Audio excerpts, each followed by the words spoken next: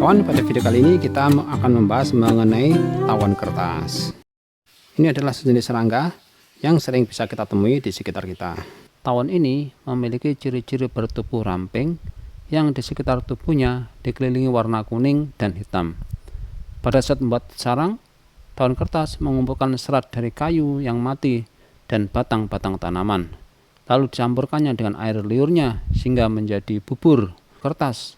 Kemudian disusunnya membentuk segi 6.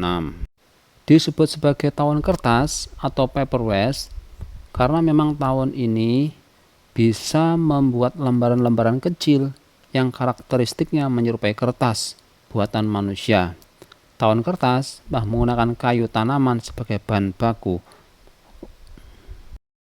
Tawon kertas ini adalah salah satu jenis dari tawon Vespa yang mengumpulkan serat dari kayu mati dan batang tanaman. Salah satu jenis tawon Vespa yang patut diwaspadai adalah Vespa afinis atau disebut juga dengan tawon das, karena mereka biasa membuat sarang di sekitar manusia, bisa di langit-langit rumah atau di pohon-pohon dekat pemukiman, dan mempunyai sengat yang sangat berbahaya bagi manusia apabila mereka menyerang. Mari kita bahas satu persatu hal-hal yang sangat menarik mengenai tawon kertas ini.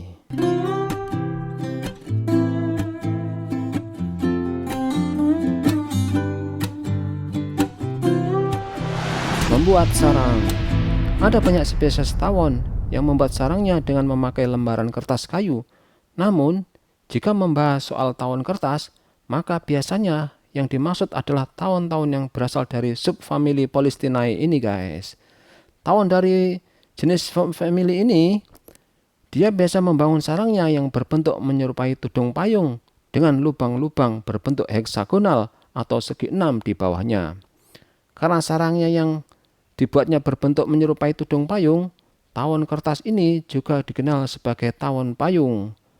Bilik-bilik yang menyusun sarang tawon ini hanya digunakan sebagai tempat tinggal oleh tawon yang belum dewasa atau oleh larvanya.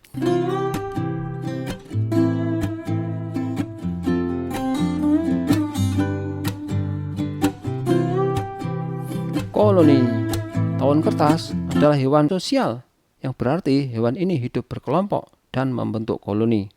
Koloni tawon kertas biasanya terdiri dari seekor betina subur sebagai ratunya dan beberapa ekor betina mandul yang tugasnya adalah sebagai tawon pekerja.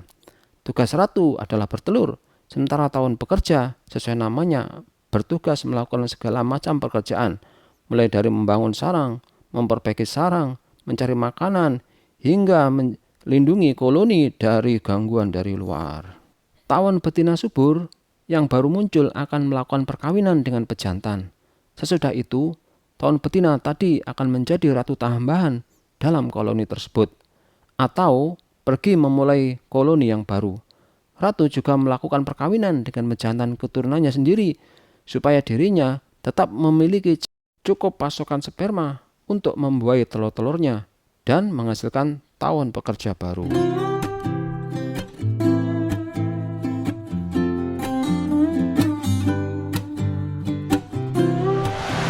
Makanan. Mayoritas tawon adalah herbivora yang memakan material tumbuhan seperti buah dan nektar. Sedangkan sebagian lainnya adalah omnivora yang juga hidup dengan memakan daging dari serangga lain. Mereka tidak memiliki enzim pencerna khusus pada tubuhnya sehingga tidak bisa mencerna daging mangsanya secara langsung. Untuk mengatasinya, mereka telah memberikan potongan serangga pada larvanya. Larva tawon yang memiliki enzim pencerna protein ini akan mengunyah daging tersebut, lalu memuntahkannya kembali untuk tawon-tawon dewasa. Berkebalikan dengan tawon dewasa yang mayoritasnya adalah herbivora, maka larva tawon umumnya adalah karnivora yang memakan daging dari serangga-serangga lain. Makanannya bisa bervariasi, guys, mulai dari kutu daun, larva serangga, kepompong, belalang, hingga tarantula.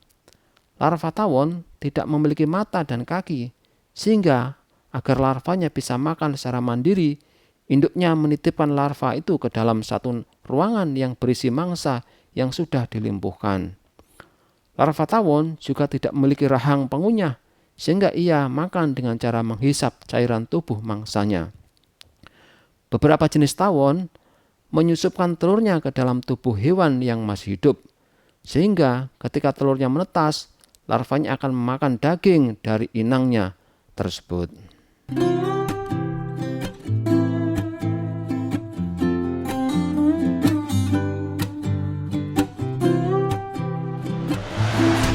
Siklus hidup. Seperti spesies tawon lainnya, tawon kertas juga menjalani metamorfose yang sempurna guys dalam hidupnya. Ada 4 tahapan yang dijalani dalam siklus hidup tawon kertas ini. Pertama, dari telur, kemudian berubah menjadi larva, kemudian berubah menjadi kepompong, dan terakhir akan berubah menjadi tawon kertas dewasa. Telur-telur tawon kertas ini ditaruh di dalam ruangan bilik dalam sarangnya. Setiap bilik hanya terisi 1 butir telur saja. Setelah kurang dari 5 hari, telur tersebut akan menetas menjadi larva yang warnanya putih. Oh ya guys, setelah mencapai ukuran tertentu, larva tawon itu akan berubah menjadi kepompong.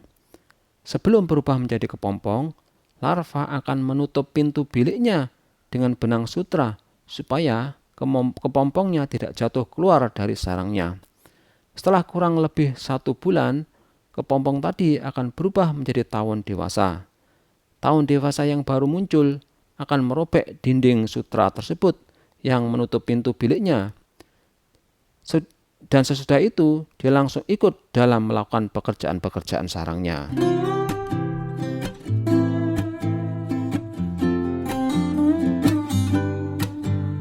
Seperti tadi disampaikan, bahwa makanan utama tawon kertas dewasa adalah nektar bunga dan cairan manis. Namun, larva tawon adalah karnivora alias pemakan daging. Supaya bisa menyediakan daging untuk makanan larva, maka tawon kertas dewasa akan pergi mencari ulat dan larva serangga lainnya untuk dibunuh. Dilumpuhkannya korbannya dengan memakai sengat. Kemudian tawon kertas itu akan membawanya ke dalam sarangnya untuk diberikan kepada larva-larvanya.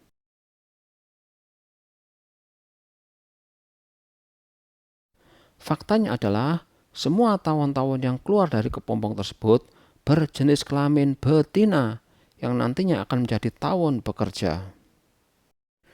Telur yang dihasilkan oleh tawon ratu yang tumbuh menjadi tawon betina adalah telur yang dibuahi pada saat perkawinan dengan pejantan. Sedangkan tawon ratu kemudian akan menelurkan telur yang tidak dibuahi, yang kemudian akan tumbuh menjadi tawon pejantan. Yang sering terjadi adalah sebagian tawon betina dari kasta pekerja, selanjutnya ia akan kawin dengan tawon pejantan dan pergi dari koloni tersebut, kemudian memulai koloni baru di tempat yang lain.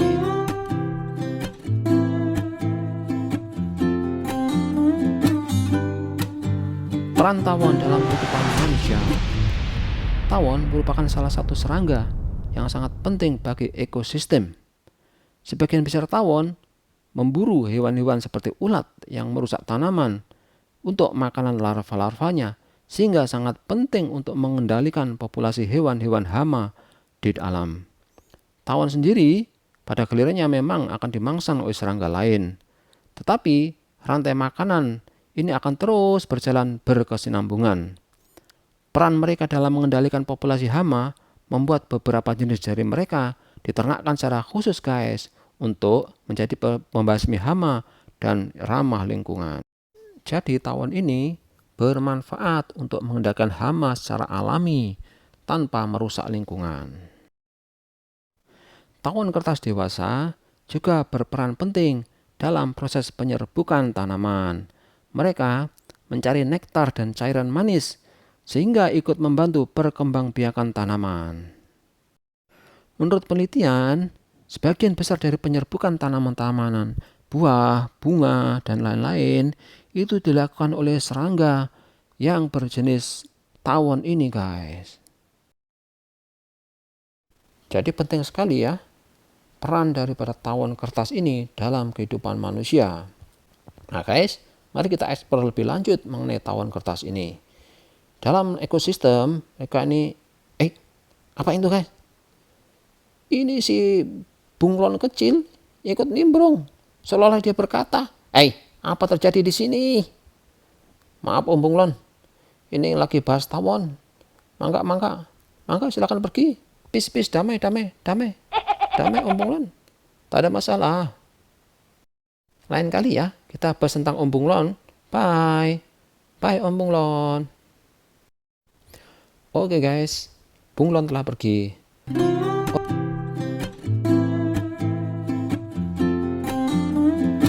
Oh ya guys, tahu nggak sih apa bedanya antara tawon dan lebah?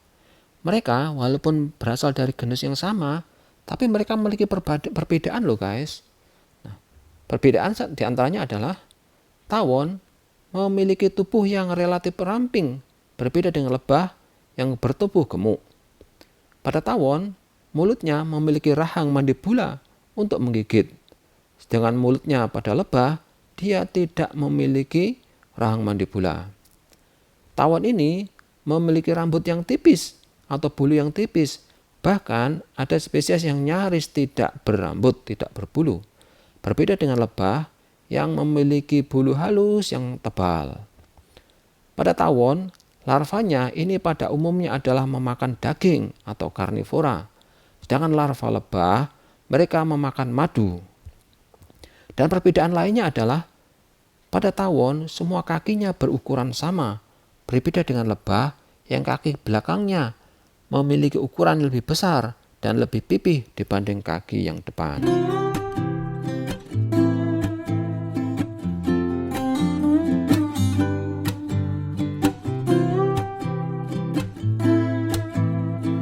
Fakta yang terjadi adalah mayoritas penelitian dari para ahli itu 70-80% adalah mengenai lebah dengan berbagai macam manfaatnya seperti menghasilkan madu, nektar, royal jelly, dan manfaat lainnya.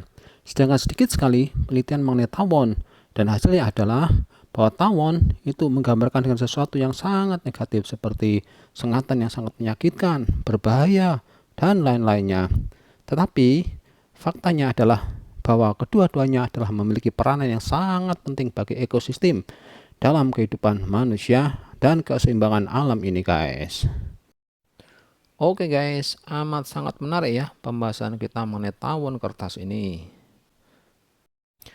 Jika kamu suka dengan video ini, jangan lupa untuk subscribe ya, dan aktifkan notifikasi lonceng agar kamu tidak ketinggalan hal-hal yang sangat menarik mengenai kehidupan hewan-hewan yang ada di sekitar kita, yang merupakan karunia dari Tuhan Yang Maha Esa dan adalah kekayaan alam negara kita, Indonesia. Bye. Wassalamualaikum warahmatullahi wabarakatuh.